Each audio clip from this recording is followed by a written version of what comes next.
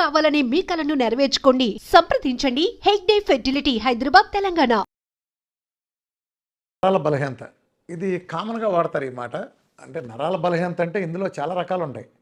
అంటే మనకి ఎనిమిక్కయ్యి నీరసంగా ఉంటాం ఒకటి, అలానే ప్రత్యేకించి ఏదైనా జబ్బులు ఉన్నప్పుడు నరాల బలహీన పట్టడం ఒకటి, లేదా ఏదైనా షుగర్ లాంటివి ఉన్నప్పుడు ఆ షుగర్ బాగా క్రానిక్ ముదిరిపోయిన తర్వాత అది మనకి డయాబెటిక్ న్యూరోపతి లాంటివి రావటం, ఇలా పక్షవాతం లాంటివి రావటం, లేదా బ్రెయిన్లో ఏమైనా హెమరేజెస్ లాంటివి ఏర్పడినప్పుడు అట్లాంటివి కూడా కొంచెం తేడా రావటం అనే నరాల బలహీనత అనేది అనేక రకాలుగా అనొచ్చు. దానికి డెఫినేషన్ లేదు. ఇప్పుడు ఒంట్లో బాగాలేదంటే ఎలా జనరల్గా చెప్పలేమో, వేడి చేసింది ఈ మాట జనరల్గా వాడతారు. కానీ స్పెసిఫిక్గా తీసుకుంటే నరాలు వీక్ అయినాయి అంటే దానికి చాలా కారణాలు ఉంటాయి. మెయిన్ కారణం న్యూట్రిషన్ లోపమే ఉంటుంది. అంటే మంచి ఫుడ్డు ఇవ్వకపోవటమే కాకుండా చెత్త ఫుడ్ ఎదురివ్వటం, ఇది ఇంకా హాని. ఇప్పుడు జంక్ ఫుడ్ మనం మార్కెట్లో తినేదంతా ఇవాళ జొమాటోలో, స్విగ్గీలో, హోటల్ నుంచి తెప్పించుకుంటే ప్రపంచం అలవాటు పడిపోయింది. ఇది ప్రజల ఆరోగ్యాల మీద తీవ్ర ప్రభావం చూపిస్తుంది. ఏ హోటల్ ఆడు కూడా ఆ రోజు తెచ్చిన చికెన్ మనకు వండి మనం పెట్టడు. ఆడు చాలా స్టాక్ ఒకేసారి పెద్ద స్టాక్ కొనుక్కొని దాన్ని ఏదో సాల్ట్ వేసి మ్యారినేట్ చేసి పడేసి డీప్ ఫ్రీజ్లో పడేసి హీట్లో ఇస్తే ఏదైనా బాగున్నట్టు అది అలా జరుగుతుంది. కాబట్టి సో ఇలా చాలా తేడా వస్తుంది.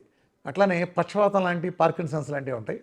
ఇది కూడా మనం అంటే అలానే నరాల బలహీనత జనరల్ మాట మాట్లాడాం, కానీ ఈ పార్కిన్సన్స్ లాగా రావటం, ఒక్కోసారి ఏమవుతుందంటే బ్రెయిన్లో కొన్ని క్లాట్స్ ఏర్పడినప్పుడు, బ్రెయిన్లో రక్తం గడ్డగట్టినప్పుడు, ఏదన్నా చిట్లినప్పుడు చేసినప్పుడు కూడా మనకి నరాల వీక్నెస్ అవ్వడం జరుగుతుంది.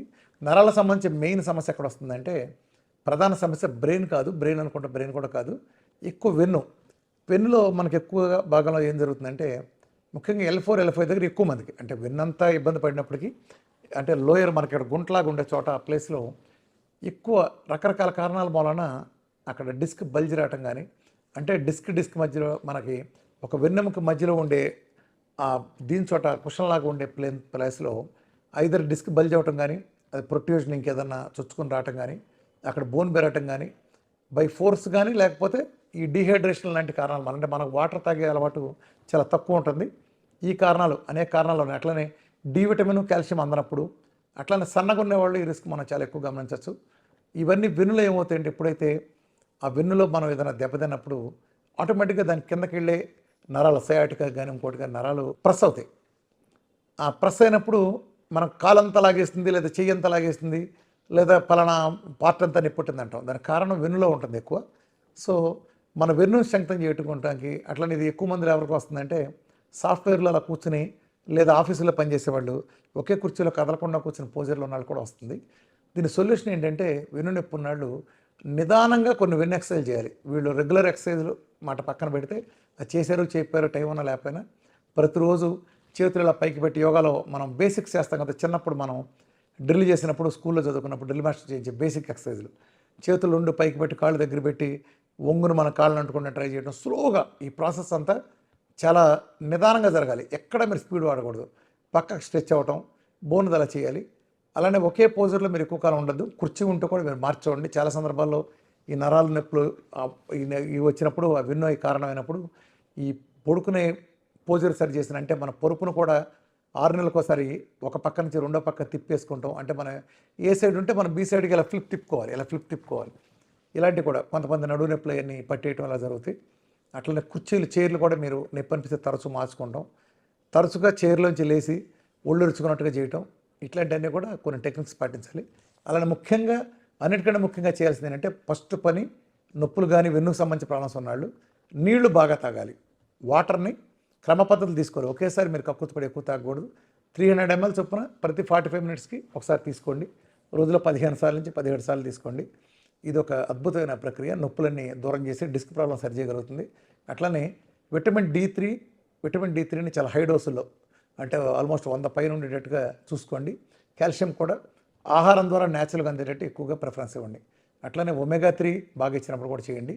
నరాలు బలహీనం అన్నప్పుడు మనకి ముఖ్యంగా వెన్నును స్ట్రెంగ్తన్ చేయడానికి వాడేది ఏంటంటే, అన్నిటికంటే బాగా కీటోన్స్ అద్భుతమైన ఎనర్జీగా పనికొస్తుంది. కీటోన్స్ని చక్కగా ఉపయోగించుకోండి. కోకోనట్ ఆయిల్ కూడా డైట్ చేసేస్తే ఫుల్గా చేసేస్తారు, నో ప్రాబ్లం. లేని పక్షంలో మీరు పొద్దున 10 గ్రాములు, సాయంత్రం 10 గ్రాములు విధిగా తీసుకోండి. D3 ఫుల్గా కనుక ఉంచుకుంటే మీకు ఈ నరాల ప్రాబ్లమ్స్ తగ్గుతాయి. అట్లానే పక్షవాతం అంటే కూడా వీఆర్కే డేట్ అద్భుతమైన పరిష్కారం. అనేక మంది మన రికవరీ అయిన కేసెస్ మనం గమనించవచ్చు. ఎందుకంటే ఎప్పుడైతే దానికి మూల కారణమైన డయాబెటీస్ అనేది శరీరంలోంచి పోయిందో, మన డైట్ వలన డయాబెటీస్ 100% పోతుంది కాబట్టి ఆ డయాబెటిక్ న్యూరోపతి కూడా పోతుంది. సో డైట్లో కొత్త స్టెమ్ సెల్ థెరపీ జరుగుతుంది. కొంచెం బాగా ఆహారం తీసుకోవడం ద్వారా, అంటే కొత్త సెల్స్ రీజనరేట్ అయ్యి, మన మధ్య మీరు చూసుంటారు, ఒక పాపకి మెలకను తగ్గింది.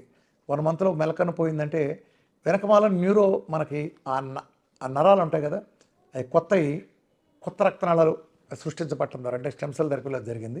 అట్లా గ్యాంగ్రీన్లో మన పూడిపోయిన కాళ్ళు కొత్త కండ వచ్చేసిన, ఆ బ్లాక్ కలర్ పోయి కనీసం కొత్తది వచ్చిన, సురాసిస్ లాంటి వాటిల్లో పాతది కుళ్ళిపోయిన చర్మం లాంటి ఉండేది కొత్తది వచ్చిన, స్టెమ్ సెల్ థెరపీ జరుగుతుంది విఆర్కే డైట్లో. అలానే నరాలు కూడా రక్తనాళాలు సరిగ్గా వస్తాయి. మీరు గ్యాంగ్రీన్ కేసులో కూడా బ్లాక్ కలర్ బొగ్గులా మాడిపోయినాయి మనకి మామూలుగా వర్షం సరి చేయొచ్చు. దీన్ని మన కలర్ డాక్టర్ లాంటివి చూసుకున్నప్పుడు మనకు తెలుస్తుంది. కాళ్ళల్లో కూడా కొన్ని రక్తనాళాలు గడ్డగట్టినప్పుడు ఆ కాళ్ళు నల్లబడిపోవటం, తొందరలో బాగా నల్లబడిపోయి ఉబ్బిపోవడం లాంటివి జరుగుతాయి. దీనికి పరిష్కారం లేదనుకుంటారు, అంత సీన్ లేదు, దానికి వేరే ఏ మందులు వాడవసరం లేదు. విఆర్కే డైట్ చేస్తే ఆ రక్తనాళాల్లో బ్లాకులన్నీ తొలగిపోతాయి. దాని ద్వారా మెయిన్ షుగర్ బీపీలన్నీ పోతాయి కాబట్టి, మన డైట్లో ఎలాగో షుగర్ బీపీ థైరాయిడ్ లాంటివన్నీ పోతాయి కాబట్టి, అలా మందులన్నీ దూరం అయిన తర్వాత ఆ క్లాట్స్ కూడా చక్కగా కరిగిపోయి ఆ కాలు మామూలుగా రావటం కొన్ని లక్షల మందిలో మరి జరగటం ఇది ఉంది. మెయిన్ న్యూరలాజికల్ ప్రాబ్లమ్స్ అన్నీ కారణం ఏంటంటే ప్రధానంగా షుగర్లోను బీపీలోను ఎక్కువగా వస్తాయి. నరాలు చిట్లిపోయే సమస్యలు లాంటి హై బీపీల్లో వస్తాయి. లేదా షుగర్లో ఉన్నప్పుడు దీర్ఘకాలం షుగరు ఈ మందుల కారణంగా నరాల డిపాజిట్ అవటం వలన మైక్రోవాస్కులర్ నర్వ్స్లో కూడా ప్రాబ్లమ్స్ వచ్చి కిడ్నీలు కాళ్ళు పోవటానికి అనేది కూడా కారణం అవుతుంది. ఈ ప్రాబ్లమ్స్ అన్నీ కూడా డైట్తో పోతాయి. సో మీరు ఏ న్యూరోపతి ప్రాబ్లం ఉన్నా సరే ది బెస్ట్ సొల్యూషన్ ఏంటంటే ప్రకృతి మన ఇంట్లోని ఆహారం ద్వారా లేదా న్యాచురల్ సప్లిమెంట్ల ద్వారా తగ్గించుకోవాలనుకుంటే VRK diet protocol is the best choice. Thank you.